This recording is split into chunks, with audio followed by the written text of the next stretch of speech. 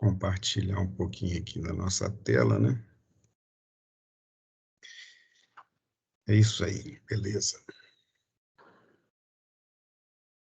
Bem, gente, a questão é, na aula passada, nós utilizamos o multímetro para medir tensões. O foco da aula foi medidas de tensões, conforme vocês perceberam, né? A gente utilizou algumas pilhas, bateria, e ficamos modificando a escala do multímetro para ver como que ele apresenta o resultado para várias escalas diferentes, escalas assim próximas ao valor da tensão medida, escalas com valores maiores, então como ficou a resolução para cada caso, né? Hoje nós vamos continuar mexendo com tensão, falando sobre tensão contínua, só que o foco hoje não vai ser o multímetro medindo tensão. A aula de hoje é praticamente um complemento da aula passada, no sentido de que a gente vai falar um pouco mais sobre fonte de tensão. Então, o foco vai ser fonte de tensão. Como no primeiro ano a gente trabalha basicamente com tensão contínua, vamos falar sempre mais de tensão contínua. Só que eu pensei em fazer o seguinte: quando a gente fala de tensão contínua, a pessoa pode pensar, e a outra tensão? Né, a tensão alternada. Seria interessante falar um pouco, mesmo que a gente não vá usar muito, tá certo? Aí eu resolvi falar um pouco também de tensão alternada, a nível assim, até de comparação com tensão contínua. Eu costumo dizer o seguinte, que existe tensão, tá? Existe uma fonte de tensão, isto é, um dispositivo que apresenta entre seus terminais uma diferença de potencial. Morreu aí, isso é tensão. Agora, contínua, bem, isso é uma situação contínua, porque se o dispositivo apresenta uma diferença de potencial, significa que ele apresenta uma diferença de potencial, quer dizer, vai haver aquela diferença de potencial, e isso é uma situação contínua ou permanente, né? Então, não acho muito assim ousado dizer que existe tensão contínua. O resto é resto, tá certo? Então, existe tensão contínua e as outras tensões. Posso dizer até que são variantes da tensão contínua, porque muda alguma coisa na natureza daquela fonte que faz com que ela tenha outras designações.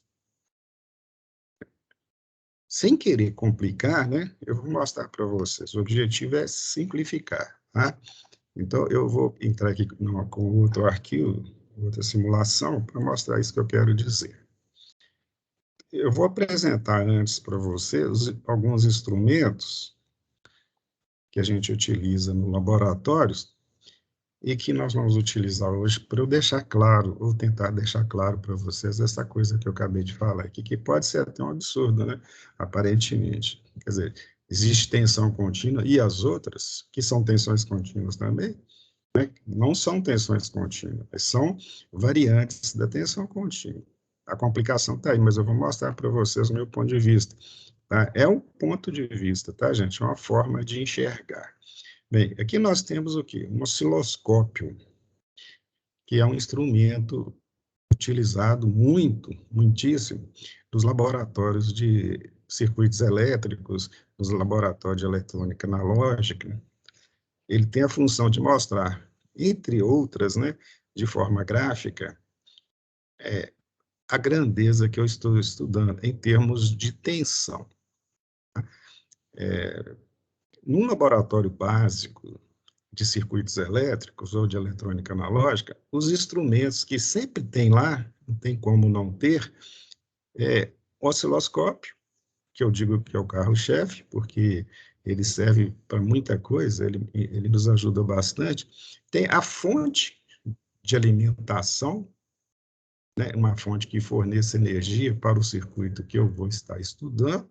Normalmente é uma fonte de tensão contínua ou uma fonte de tensão alternada, ou as duas coisas. O gerador de função, que eu vou mostrar daqui a pouco o que é, e o medidor, que seria um multímetro. Então, é osciloscópio, fonte, gerador de função e multímetro.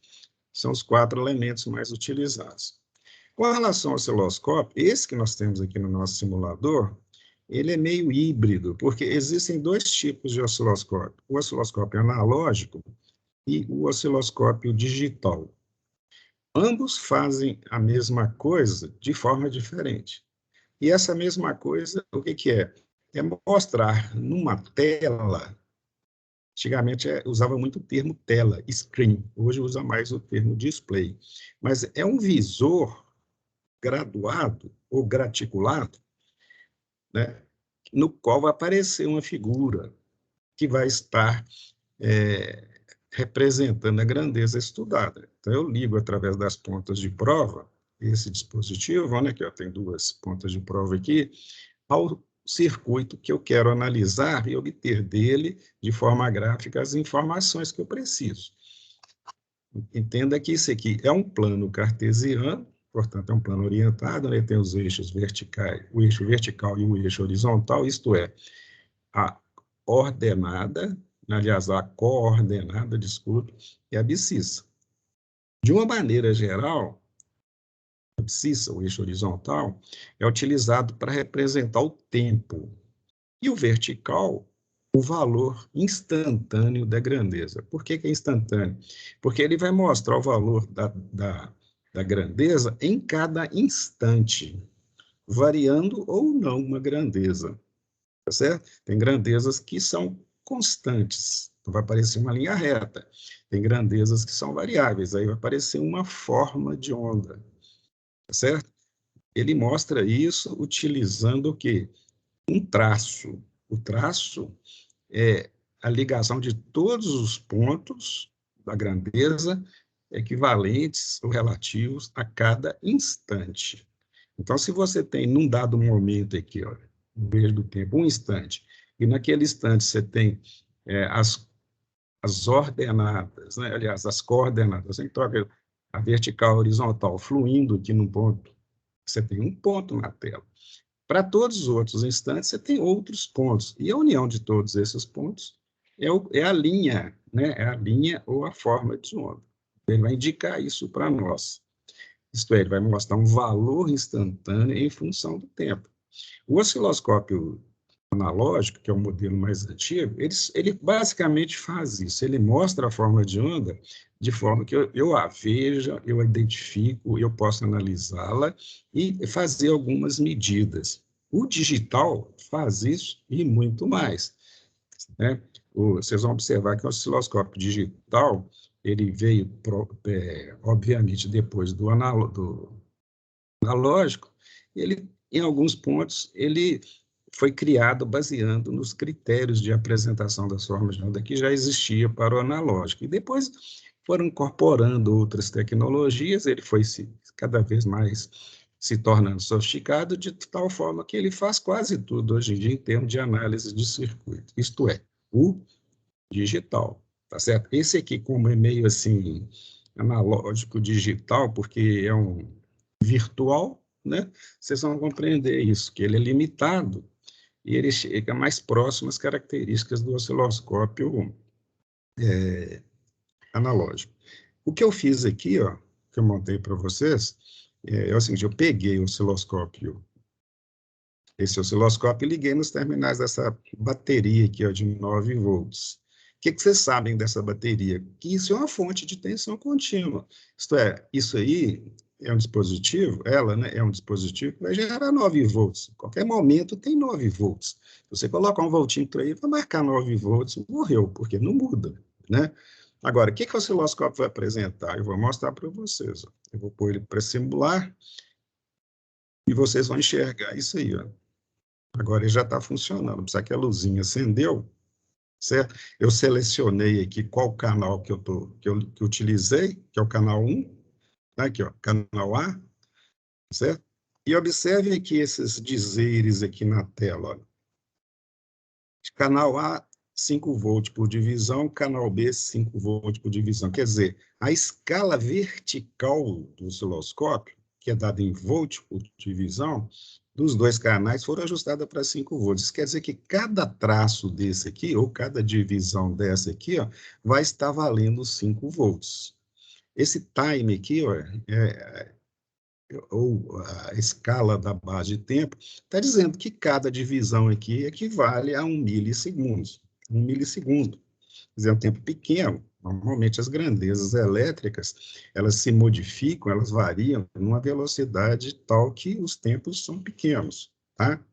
E 1 milissegundo não é um tempo muito pequeno, mas também não é um tempo grande, não. Se você quiser saber, em termos de frequência de uma onda que vai estar com esse tempo aí como período, é só inverter, você sabe qual que é a frequência. Essa frequência aqui, cujo tempo é 1 milissegundo, não é uma frequência alta nem baixa. É porque, na realidade, eu quero que vocês vejam a coisa acontecendo hoje, devagarzinho, para poder perceber.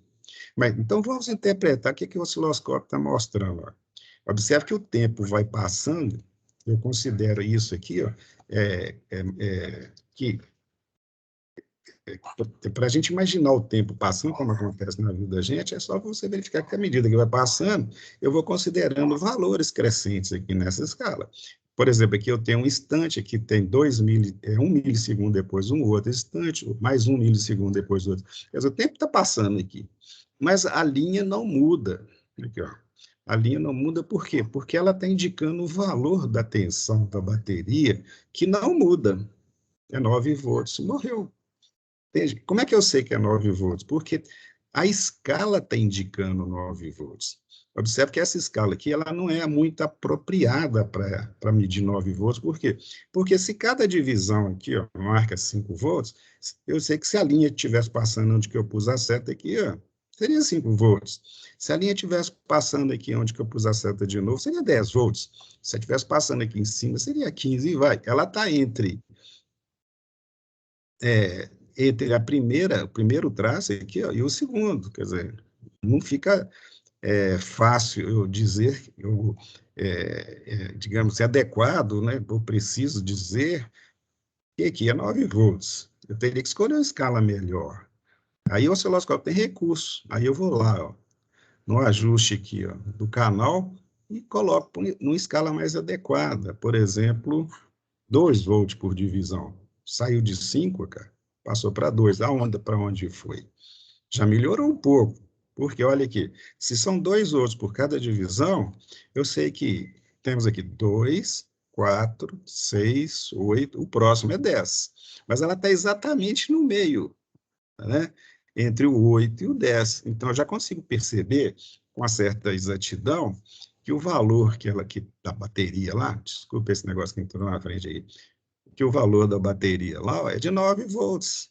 Porque esse valor aqui ó, é 8, o de cima é 10. Então, no meio é 9. Então, já melhorou a medida, tá? Então, essa informação, para mim, é o seguinte, eu liguei na entrada do osciloscópio, então, eu usei o osciloscópio para medir uma tensão, e ele me apresentou 2 informações. Primeiro, o valor é 9, é igual a 9 volts. O outro, ele não muda com o tempo. Então, a característica de uma tensão contínua é essa, que a tensão é constante, né, no tempo. E o detalhe, a polaridade não inverte, a não ser que eu mude aqui na bateria, mas aí eu estou forçando, né? Forçando, não é a realidade é que a tensão contínua tem polaridade definida. Só para, já que a gente está com um pouco de tempo para isso, eu vou modificar aqui, eu vou passar para debaixo. Em vez de usar a bateria de 9, eu vou usar aquele pack que nós usamos na aula passada, que é constituído por 3... eu gosto de fazer... Chico fala que é frescura minha, né? Que é... Eu gosto de fazer as coisas assim, mas... Não vou perder tempo com isso, não. Eu não gosto de ver os fios juntando um com o outro, eu gosto de... Não gosto de gambiarra, né? Ninguém gosta. Então, aqui, ó, o que eu fiz? Eu estou usando o pack com 3 pilhas de 1,5, então eu sei que aqui tem 4 volts e meio. Nós medimos isso com o multímetro na aula passada. Vamos ver se o osciloscópio vai dizer isso para nós. Tá lá. Uso ele para mostrar, liguei ele, a luzinha acendeu. Quanto que está marcando aqui? Ó, são 2 volts por divisão, né? Cada divisão vale 2. Então, aqui, 2, 4, 6. Aqui, ó. O meio, que seria 5, é onde que eu pus a seta. Então, eu localizei aqui, ó. Está entre esse ponto e o zero, então dá para ter uma certa assim, confiança que o valor é 4,5, né? Digamos que eu queira passar isso aqui para 1 volt por divisão, para ver com mais exatidão a leitura. Olha aqui, ó. 1, 2, 3, 4, 5. Está no meio exato. Então, eu posso aqui ter uma certa, digamos, confiança que o valor é 4,5. O osciloscópio está mostrando isso. Da mesma forma que o multímetro mostra que é 4,5, o osciloscópio também mostra. Só que o multímetro não mostra que ela é uma tensão contínua. Ela não muda de valor. Entendeu? Ele mostra um valor, veja bem, ele mostra, o multímetro mostra um valor. Só que ele vai mostrar um valor médio, porque se ela estiver variando, qual o valor que o multímetro vai mostrar? Né? Ele não tem condição de ficar modificando o valor, né? Ainda mais se a grandeza estiver variando com rapidez. Na realidade, o multímetro mostra o valor médio. Tá? Instrumentos de medição tipo multímetro vão indicar sempre o valor médio. Né? Mesmo se ele tiver ajustado para tensão alternada, ele vai indicar o valor médio. Tá? Só que não é o valor médio normal, não. É um outro tipo de valor médio chamado valor eficaz. É chamado de valor médio quadrático, que é uma coisa que vocês vão estudar daqui mais à frente, tá? Bem, então aqui, gente, o objetivo meu foi caracterizar para vocês de uma forma assim mais gráfica e complementar o que já falamos até agora, uma tensão contínua. O objetivo de falar daquilo. O que é uma tensão alternada? Então, agora, o que eu vou fazer? Antes de passar para aquilo, eu vou apresentar essa fonte aqui, ó. É uma fonte de alimentação, tá? É uma fonte que se usa também com frequência em laboratórios, porque a gente não disponibiliza pilha o tempo todo em laboratório, nem bateria, né? Nós temos um instrumento lá que você ligou na bancada, ele faz a mesma coisa que a pilha ou a bateria faz, ele vai gerar uma tensão contínua e ligar no circuito para você. É chamado de power supply, ou fonte de alimentação. Nesse aqui virtual, que é muito parecido com o que tem lá no laboratório, ele fornece uma tensão que pode ser constante de 5 volts, ou constante de 12 volts, ou variável. Se você não quiser 5 nem 12, aí você joga no variável aqui e ajusta o valor que você quiser, tá certo? O valor de 5 é usado para, geralmente, alimentar circuitos, TTL, né, Chico? Você falou ontem, eu já troquei de novo. E o outro é CMOS, 12 volts, que são os valores típicos desse tipo de componente devido à tecnologia utilizada. Então, já existem esses valores para você ligar direto, quando você estiver estudando circuito TTL, circuito lógico TTL, por exemplo, ou CMOS, né, já tem os valores já pré-definidos aqui. Mas para os outros tipos de circuitos indiferentes a C5 ou 12, aí você usa o variável. Aí eu vou simular aqui para você ver. Ó. Então, está aqui. Ó. Ela, por exemplo, está produzindo, gerando e ligando aqui, disponibilizando esses terminais, uma tensão de 6 volts, porque coloquei no variável e ajustei aqui para 6 volts. Cara. Eu ajusto através desse knob aqui, cara, eu vou mudando a posição dele e o valor vai modificando lá. Ou então na mão mesmo aqui, ó, vai mudando lá, observe lá. Ó. Então ela varia, ela pode variar de 0 volts, né? Só pôr 0 aqui, ó. Você não quer nem chegar no 0, não sei por quê. Até 30. Deixa eu forçar a barra aqui para chegar no 0. Bem, não quis. Então, o mínimo dela é esse. E o máximo, 30. Então, atenção, é uma fonte que fornece até 30. Tá certo? E esse ao lado aqui, ó, é o medidor. Ele seleciona o medidor que você vai utilizar, que pode ser um voltímetro, que vai indicar, como vocês viram aqui, ó, tensão, ou ele pode ser um amperímetro ou miliamperímetro, que vai indicar corrente. Ele não está fornecendo corrente nenhuma agora, É por quê? Porque ela está ligada no osciloscópio. O osciloscópio não é carga, não. Ele tem impedância infinita, então não tem corrente. Por isso que está indicando corrente zero aqui, certo? Então, a fonte de alimentação é outro instrumento ou outro equipamento que vocês têm disponível no laboratório. Colocando aqui para simular, né? Já está simulado, tem que ligar a fonte. Deixa eu ver se as pontas estão encostando aqui, tá? Aqui não está, não. Aparentemente, deixa eu ligar o osciloscópio, está ligado.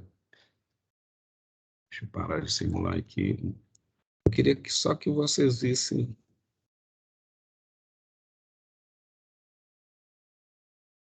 certas coisas que é melhor a gente ligar antes da aula para não fazer feio. Essa aqui, né? Mas já sei por quê. Burrice minha. Eu vou pôr 5 volts lá. Olha aqui, ó. Eu ajustei a fonte para 5, cara. 5 volts. Eu tinha colocado no zero aqui, esqueci, desculpa. Tá? Eu sou meio pastel mesmo. Vocês já perceberam isso?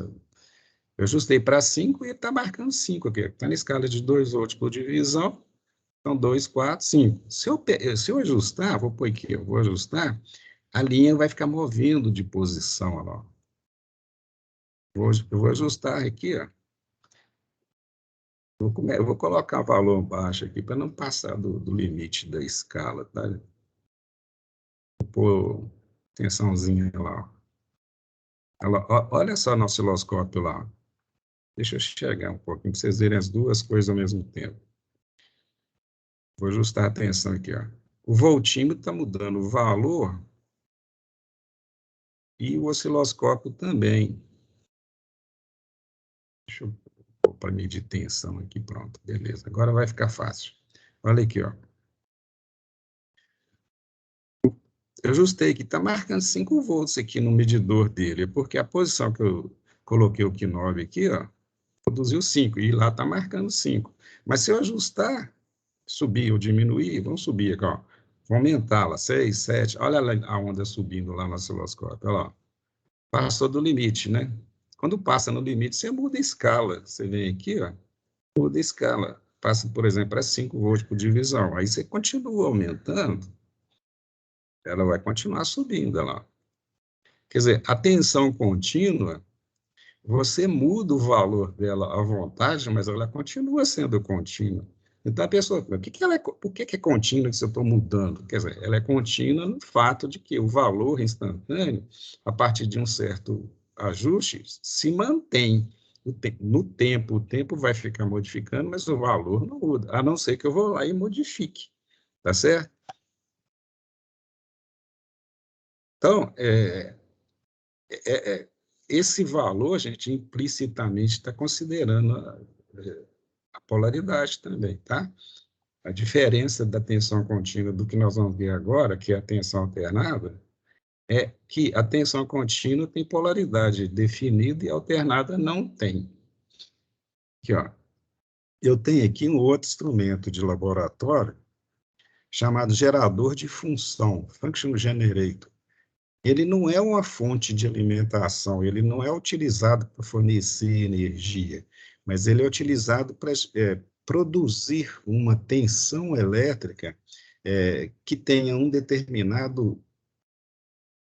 determinada forma, né? Uma característica de como varia no tempo, para eu ligá-la no circuito e analisar e verificar o comportamento do circuito. Isto é, um gerador de função gera uma tensão que pode ter o formato gráfico de uma senoide, isto é, variar segundo uma senoide, ou triangular ou quadrada. Esses são os casos mais comuns, tá? Existem outras formas também. Então, o que eu estou fazendo? Eu estou aplicando, estou utilizando um dispositivo, um aparelho ligando no osciloscópio que gera essas ondas aqui. E eu selecionei ele agora, olha aqui, ó, apertei essa chave aqui, para produzir uma onda desse formato, tá? Uma onda quadrada. E o osciloscópio vai mostrar essa onda quadrada para mim. É só pôr aqui para simular aqui. Veja bem, eu vou ampliar e deixar bem na frente de vocês aqui. Então, nós temos aqui ó, uma onda quadrada, olha. E eu coloquei a coisa numa frequência bem baixinha para ir variando devagarzinho para vocês enxergarem, irem pensando. O que é que nós estamos vendo aqui, ó? Uma tensão contínua no intervalo, quer dizer, nesse primeiro intervalo aqui, ó, ela é contínua, mas negativa. Por quê? Porque ela está no terceiro quadrante aqui, ó, que é esse eixo aqui, ó, a partir desse ponto que eu pus a seta para baixo é negativo, para cima é positivo. Então, no intervalo de tempo ela é positiva, no outro intervalo de tempo ela é, no intervalo de tempo aqui ela é negativa, no outro intervalo ela é positiva, e assim sucessivamente. Isso vai acontecer numa certa frequência que eu coloquei bem baixinho aqui. Isso aqui, gente, é uma tensão alternada. Por quê? Apesar de que ela é contínua, veja bem, o valor é o mesmo, mas esse valor inverte de polaridade. Então, o alternado, a palavra alternado, está relacionado com alternância. A alternância significa modificação, inversão, né? Você fica alternando entre uma polaridade e outra. Agora, nos intervalos que ela existe com uma polaridade ou com outra polaridade, ela tem características especiais. Essa aqui tem característica de não variar o valor. Mas se eu pegasse o gerador aqui, ó, e passasse para essa função aqui, ó, que é uma senoide, o que que vai mudar? A onda passa a ter esse formato aqui, ó. Tem um intervalo que ela é positiva e varia segundo a função seno. No outro intervalo, ela é negativa e varia da mesma forma, segundo a mesma função matemática. Isso aqui é chamado de função, tensão alternada, porque ela inverte de polaridade, senoidal, por quê? Porque varia segundo uma senoide. Esse aqui é o formato da tensão produzida nos geradores das, da, das hidrelétricas que fornecem as energias residencial, comercial e industrial. Né? E a frequência da tensão que ele produz, que é característica lá do gerador, é controlado para que seja, pode ser 60 ou 50 Hz, dependendo da região. No Brasil, praticamente todos os lugares é 60 Hz, em Belo Horizonte é 60 Hz. Então, lá na tomada da sua casa, você tem uma tensão elétrica que fica variando dessa forma 60 vezes por segundo, tá, gente? Qual o valor que você considera? Cada instante tem um valor, né? Se eu parar aqui, ó, num dado momento, aqui, ó, parei aqui, ó, parei a simulação, eu fazendo o papel de Deus aqui, eu parei o tempo aqui, ó, parei o tempo. Naquele instante que eu parei, todo mundo ficou imóvel, estátua, né? A tensão é instantânea, está sendo indicada por esse pontinho aqui, ó.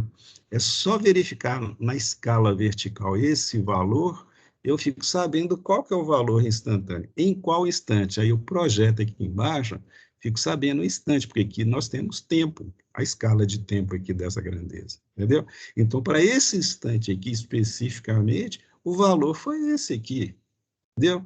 Mas como ele muda, tá certo? E eu não fico preocupado, de um modo geral, saber qual que é o valor instantâneo, a não ser quando eu estiver analisando o circuito, né? Quando você estiver estudando seus circuitos, os valores instantâneos são muito importantes, porque eles vão definir o que está acontecendo no circuito, o que pode mudar ou parar de acontecer. O estudo da eletrônica na lógica é isso, você aplicar tensões variáveis do circuito e ver o comportamento do circuito. Mas o que eu quero mostrar para vocês é isso aqui, tá?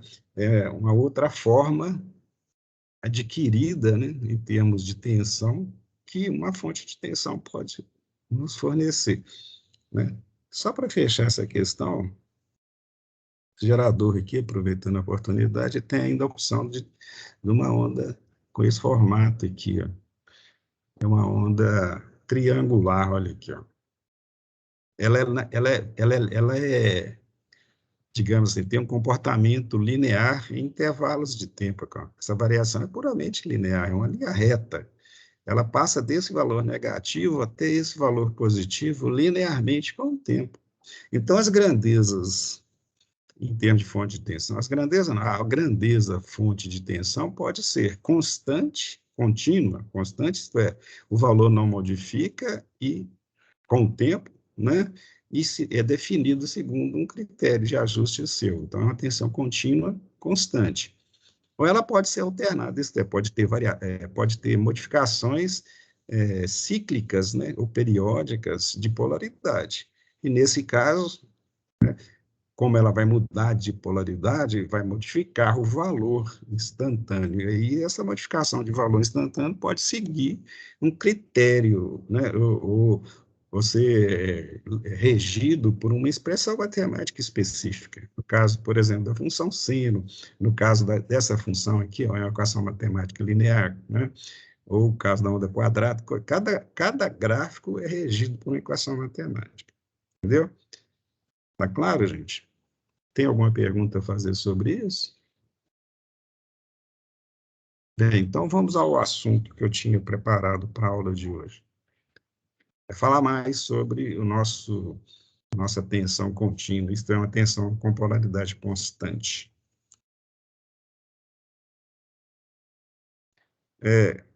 Continuando, então, a partir da aula que paramos na aula passada, né, eu trouxe isso aqui para mostrar, quer dizer, a utilização do voltímetro, eu vou já pular rápido, porque eu já falei, isso aqui também eu já falei, aproveitei para falar lá no outro arquivo lá que eu utilizei, mas eu coloquei um outro aqui, ó, que vocês já estão vendo lá na teoria, que a gente vai também utilizar aqui no simulador, que é o seguinte, é a utilização dos símbolos, né?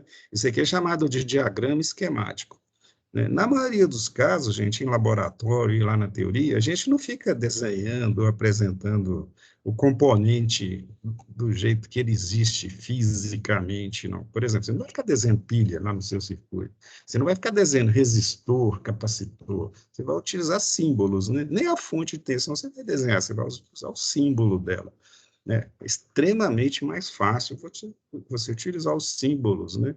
Para isso que ele existe, né? A gente tem usado aqui, vamos usar aqui o dispositivo, porque nós queremos ter tipo assim, uma ideia o mais próxima possível de uma situação prática, né? Esse simulador mostra, felizmente ele mostra, porque eu quero sentir que eu estou lá no laboratório, por exemplo, ligando a pilha, ligando a fonte, ligando o osciloscópio, ligando o multímetro, né? Mas quando você está fazendo aqui um estudo analítico de um circuito, é melhor você usar o símbolo, porque você vai ter muitos componentes e muitas formas de ligar. Aí, se você usa essa linguagem gráfica aqui, que é o desenho ou a foto do dispositivo, fica complicado, você até de raciocinar e muito mais ainda de desenhar. Então, vamos acostumar a utilizar o símbolo, tá? E nesse caso aqui, ó, o que nós desenhamos para vocês? A mesma coisa que está aqui desenhado. Ó. Nós temos duas pilhas em série ligadas a um voltímetro. Então, eu liguei aqui ó, duas pilhas de 1 volt em série, 1,5 volt em série, e liguei um voltímetro a ela. Tá? Aqui eu liguei 2 voltímetros. Esse aqui, que é o analógico, e esse que é o normal, que não importa se é analógico ou não. Né? É um voltímetro que vai medir a tensão e falar o valor para mim. Por que eu coloquei os dois aqui? Porque é para dizer que esse aqui não vale a pena usar. Não vai porque, olha aqui, ó, eu vou ligar, ó, o que aconteceu com o ponteiro? O ponteiro vai marcar 1,5 volt, mais 1,5 volt, quer dizer, vai marcar esses 3 volts, só que eu não consigo identificar aqui, ó, tem jeito de identificar, ele não é próprio para isso. Então, o que eu vou fazer? Vou fazer exatamente isso aqui, ó, não vou usar, nós vamos usar só isso aqui, ó, o símbolo da fonte, dos resistores, dos capacitores, e vamos desenhar um circuito e mostrar como ele funciona, como vocês fazem lá na teoria, tá? Tá legal? Então, o que nós vamos fazer? Nas simulações, nós vamos usar, sempre que for possível, o desenho do dispositivo. Quando a gente estiver fazendo uma análise mais apurada, tiver mais componentes, o diagrama esquemático. Bem, então vamos continuar o nosso passeio aqui. Ó. Eu coloquei aqui, ó, nós estamos entrando agora, gente, na área mais informal da nossa aula, tá?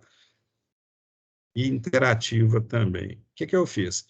Eu montei uma situação aqui, ó, liguei um voltímetro entre 2 pontos, olha que estão distantes um do outro, e vou medir a tensão e perguntar o que é que tem lá debaixo disso aqui. Ó. Nós fizemos isso na aula passada, mas eu vou fazer de novo. O que é que vocês acham que tem aqui?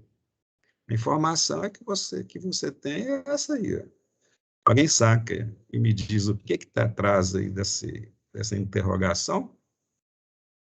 Pode colocar no chat lá, quem não quiser falar. Já viram o que é, né? É uma bateria? Uma pilha? É, mais de uma pilha? São pilhas associadas de qual forma que poderia dar 1,5 volt? Observe que ontem, inclusive, eu fiz essa pergunta e um aluno disse que era uma pilha deitada. Por quê? Porque os terminais estão separados um do outro horizontalmente. Né? Se a pilha estivesse em pé, isso aqui estaria embaixo, o outro em cima, né? Poderia ser, mas eu teria que entortar o terminalzinho da pilha lá, né? Então, eu falei, uma pilha só não deve ser, não, eu falei com ele. Aí, cada um pensou de uma forma. Aqui no chat tem aqui, ó, o Ian, obrigado pela participação, Ian. Parece um pack de 3 pilhas com uma invertida, exatamente. Igual fizemos na aula passada, não foi? Então, eu vou mostrar que você está certo aqui. Não é?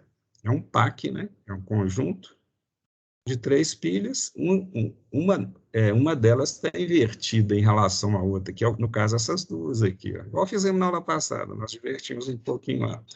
Observe que o negativo está ligado no negativo, isso aqui é aquilo que a gente está chamando de série subtrativa, né? A resultante é uma menos a outra, isto é, 1,5 volt menos 1,5 volt. Então, não existe tensão elétrica nesses dois extremos aqui, ó, porque uma pilha anula a outra. E sobrou essa aqui. Então, por isso que deu 1,5 volt.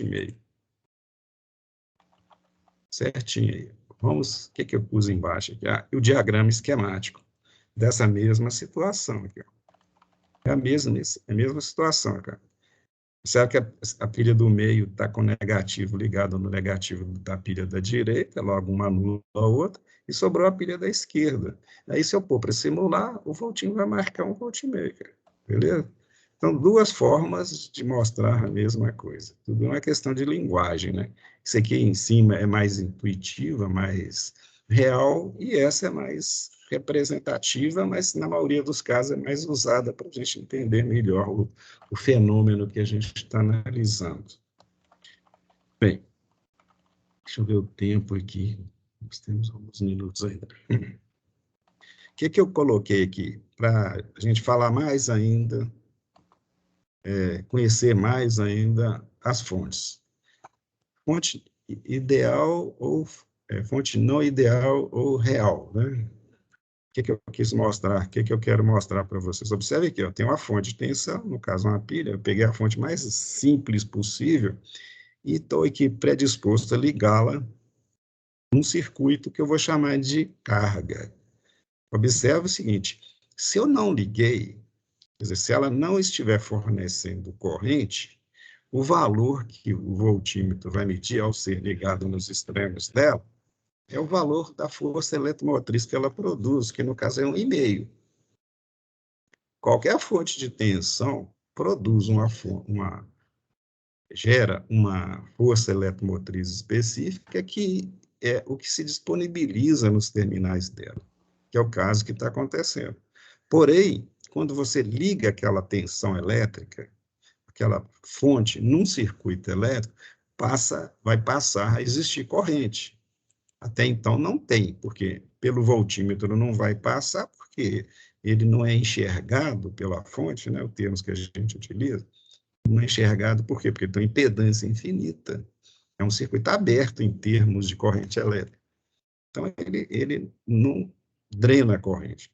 E aqui está aberto, então não houve queda, não houve redução do valor disponibilizado pela fonte. Mas se eu fechar isso aqui, ó, eu fizer isso aqui, ó, se eu conseguir fazer, conseguir, aí eu criei um circuito elétrico. Por quê? Porque vai haver uma corrente passando aqui. Olha só o caminho aqui, tá, gente?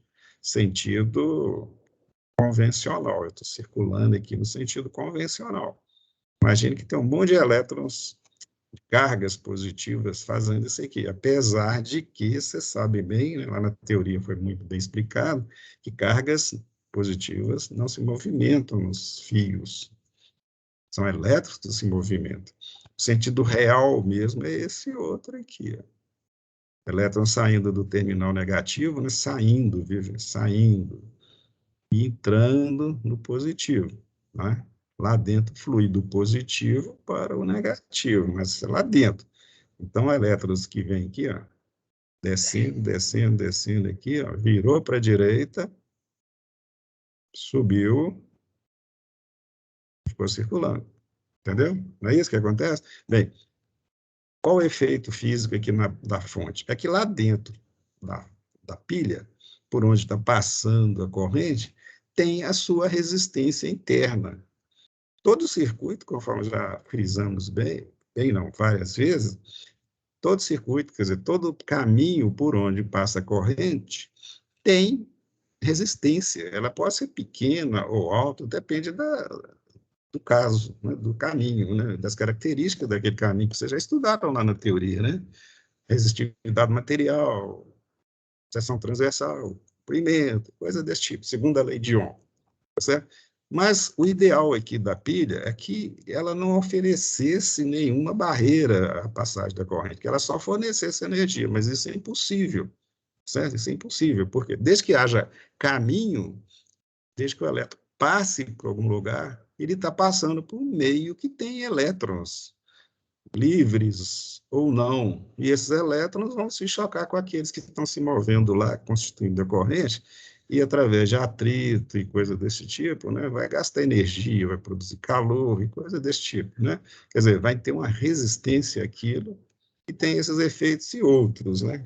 No caso da pilha ou da fonte, quando a corrente estiver passando lá dentro, vai haver queda de tensão ou redução da tensão nas resistências internas, né, nos pontos que a gente chama de resistências internas da bateria.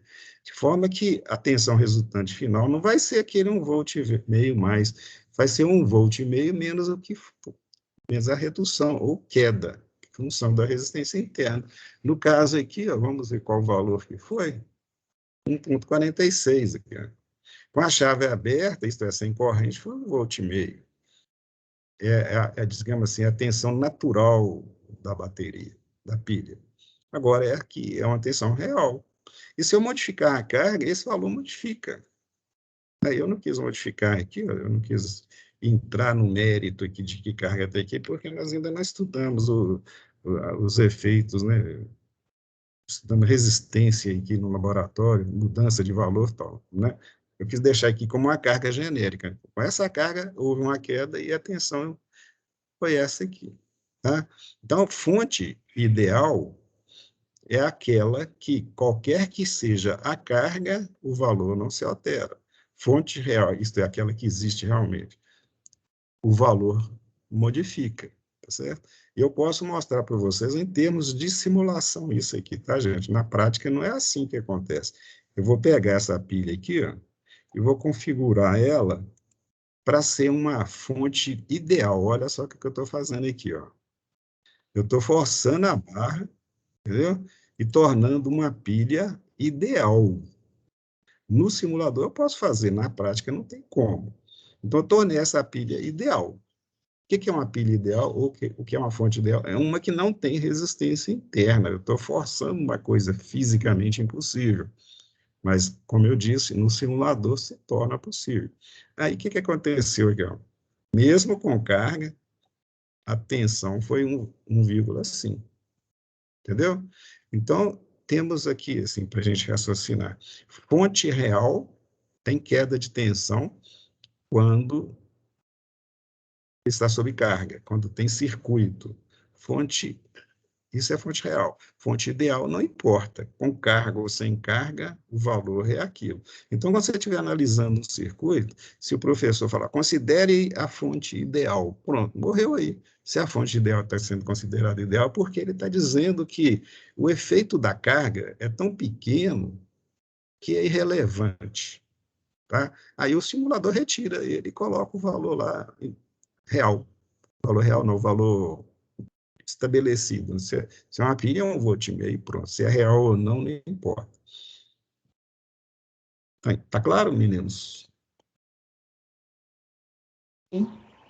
Beleza, né? Hoje eu falei que a aula está meio informal, vocês não precisam anotar nada. Vou pular esse aqui. Mais uma perguntinha aqui para esquentar do frio. Vou pôr para medir. Aí o Ian de novo, ou outro que quiser falar, me dirá o que tem aí por trás aqui. Está medindo 36 volts, uma tensãozinha razoável, né? Para eletrônica de laboratório, assim, tratando-se de tensão contínua, é uma tensão grande. O que vocês me dizem, né? Tem um monte de pilha em série aí? Ou tem aquela uma bateria de 36? Sei. Gente, as baterias, elas podem, por exemplo, se for bateria de carro, 12 volts. 12, alguma coisinha redonda para 12. Se for de caminhão, 24, alguma coisinha, tá? Não é comum bateria de 36, não. Tá? Antigamente, as centrais telefônicas usavam baterias de 24 volts, só que eram, aliás, de 48 volts, desculpe, as centrais telefônicas antigas, a alimentação delas era razoavelmente alta, porque trabalhava com muito dispositivo eletromecânico. Aí usava 24 mini baterias de 2 volts, está ligada em série, dava 48. Mini assim em termo, né? Ela tinha mais de 1 metro de altura cada um. Mas é isso. O normal é você ter o quê? Pilha de 1,5 V, pack, né? De 2 pilhas de 3, pack de 3 pilhas, 4,5, né? Pack até 6, uma bateria ou um pack de 9, e a bateria de caminhão, de carro de 12 ou 24. 36 não é comum, não. Então, aqui por trás não teria uma bateria. Teria, digamos, por exemplo, né? Poderia ser 1000 outras situações, isso aqui. Eu só coloquei para que rolar tempo não é não, né, gente? É para a gente ver situações. O que eu fiz aqui? Eu coloquei 4 baterias de 9 em série. Aí 9 vezes 4, 36. Isso. Fechando a aula, que já terminou o tempo aqui, daqui 1 minuto o Chico fala para eu fazer chamada. É isso, Chico? Nós temos aqui algumas baterias, mas lá na teoria vocês vão ver, se já não viram, mais sobre isso aqui. Eu só quis mostrar, dei uma pesquisadinha na internet, copiei algumas lá. Ó.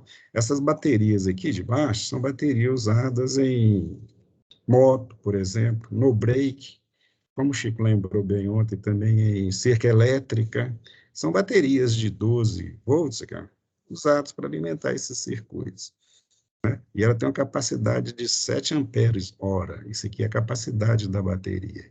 Aqui tem um carregador de bateria, que você já conhece melhor do que eu, né? Bateria de celular. Aqui tem uma outra forma de apresentação de bateria, né? Parece um capacitor ou uma pilha, mas é uma bateria, olha aqui. 4,2 volts, 2.200 miliamperes hora, ou 2,2 amperes hora, é a capacidade dela. Essa outra aqui é uma bateria de celular, também muito conhecida por vocês, né? Bateria de íon. Deixa eu ver se é de íon, sim. Íon de lítio, né? Que tem durabilidade melhor, tem maior durabilidade, maior ciclos de carga e descarga. Deixa eu ver o que tem mais aqui. Mesma coisa, que a bateria de notebook, né? O rapaz aqui está trocando a bateria, é um pack, né, de pilhas, né? Conforme está aqui, ó, são pack de 6 pilhas, né, de 1,5 V, dá 9 volts para alimentar o notebook. Aqui tem vários tipos de pack ou de baterias, só para ilustrar. Aqui tem um carro elétrico, modelo um pouco mais antigo em relação aos que tem hoje, mas eu coloquei de prova para vocês ver como que eram as baterias antigamente. Elas ocupavam o lugar dos passageiros quase todos. Só sobrava do motorista e às vezes nem do motorista, né? que um carro tem, gente? Eu vou mostrar aqui, ó. Ele tem um carro elétrico, né? Ele tem um motor aqui de corrente contínua, uma parafernália eletrônica fantástica. Esse aqui, a bateria já está mais discreta, cara, as baterias, cara. Está bem mais escondidinha, como esse outro aqui, ó. Certo? Mesma coisa. Tem uma eletrônica aqui fantástica, né? Tem duas coisas fantásticas no carro elétrico, na minha opinião. Uma é a eletrônica que controla isso tudo, o outro é a tecnologia que eles usam nessas baterias, que estão desenvolvendo cada dia mais, né? E tá coisas assim difíceis até da gente acompanhar a tecnologia. Mas o que que existe aqui eletricamente ou eletronicamente falando? A bateria alimenta o motor de corrente contínua e o carro vai se movimentar. O controle de um motor de corrente contínua é muito mais fácil, mais suave e mais eletronicamente viável, né? Porém, para isso acontecer, tem que ter energia elétrica proveniente de uma fonte de tensão contínua, que no caso são as baterias. Então, a quantidade de células, o período que ela gasta para descarregar são muito importantes, né?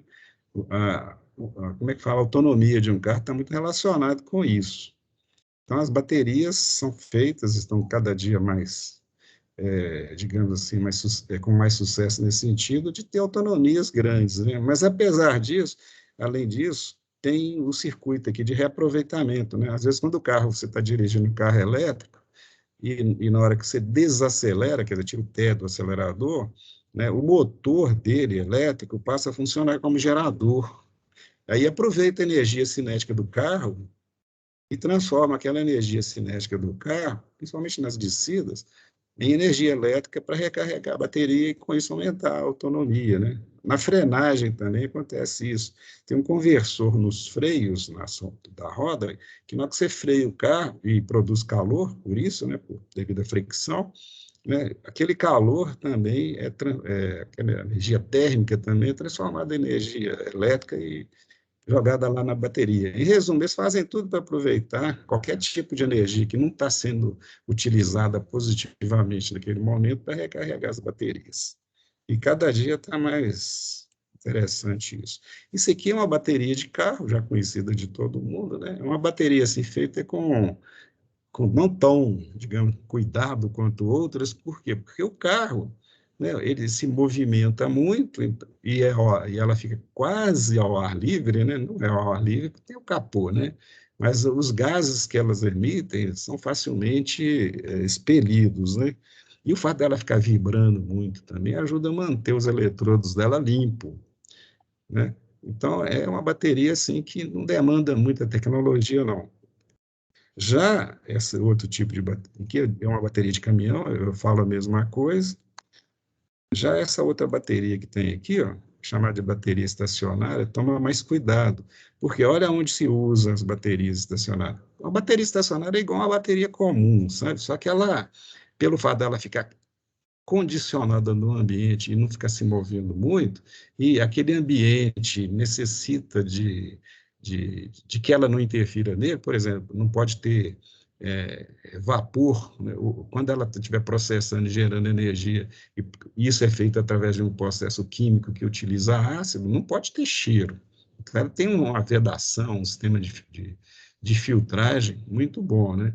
Outra coisa, imagina você coloca uma bateria dessa dentro de um caixa automático ou num lugar que tem um equipamento de informática que fica ligado direto. Então, ela tem que ter uma durabilidade maior do que uma bateria normal. Ela não fica descarregando, a descarga dela é muito lenta, né? Então, essas baterias que a gente chama de estacionárias, elas são baterias com constituição mais apurada, sabe? E, portanto, são mais caras, né?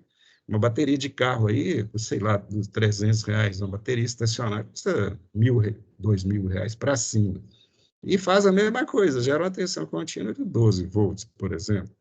Mas devido à demanda dela, de sua utilização, o material utilizado, né, é de maior qualidade. Os eletrodos, por exemplo, são de melhor qualidade, eles não devem ficar oxidando e emitindo gases por causa disso. Tem a questão do filtro que eu falei, e vai por aí.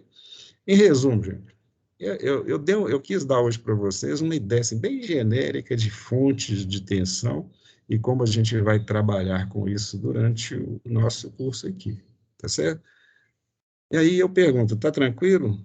Vocês têm alguma pergunta a fazer? Não, tá de boa. Beleza.